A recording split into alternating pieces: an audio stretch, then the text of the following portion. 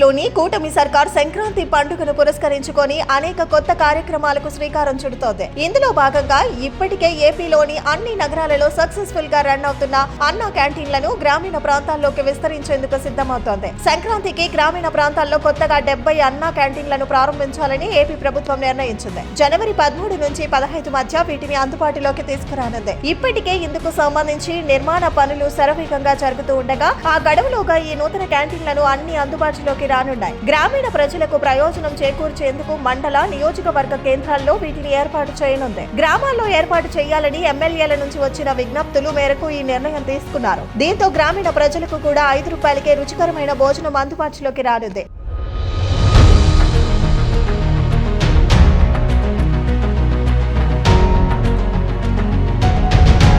2014-2019తో Telugu Desam party హయాంలో 5 రూపాయలకే పేదలకు భోజనం అందించడానికి అన్న క్యాంటీన్లను ఏర్పాటు చేశారు. అయితే గత వైసీపీ ప్రభుత్వం ఈ క్యాంటీన్లను మూసివేసి ఆయా భవనాలను వార్డు సచివాలయాలు, మున్సిపల్ కార్యాలయాలకు కేటాయించింది. ఈ క్రమంలో 5 ఏళ్లు మూసివేతకు గురైన అన్న క్యాంటీన్ల వ్యవస్థను మళ్లీ కూటమి ప్రభుత్వం అధికారంలోకి రావడంతో పునః ప్రారంభించారు. ఇప్పటికే ఇవి రాష్ట్ర వ్యాప్తంగా పట్టణాల్లోని రద్దీగా ఉండే ప్రాంతాలలో విజయవంతంగా కొనసాగుతూ ఉన్నాయి. దీంతో వీటిని గ్రామీణ ప్రాంతాలకు సైతం విస్తరించాలని నిర్ణయించారు. ఈ నేపథ్యంలో రాష్ట్ర వ్యాప్తంగా గ్రామీణ ప్రాంతాల్లో 70 క్యాంటీన్లు అందుబాటులోకి రానున్నాయి. కాగా ఈ అన్నా క్యాంటీన్ల ద్వారా 5 రూపాయలకే టిఫిన్, లంచ్, డిన్నర్ సౌకర్యం కల్పిస్తోంది. ప్రస్తుతం రాష్ట్ర వ్యాప్తంగా 205 అన్నా క్యాంటీన్లను ప్రజలకు సేవలు అందిస్తున్నాయి. ఇప్పటి వరకు వీటి ద్వారా దాదాపు 7.20 కోట్ల మందికి పైగా భోజనం చేశారు. ఉదయం, రాత్రి కంటే మధ్యాహ్న భోజనం ఎక్కువ మంది తింటున్నారు.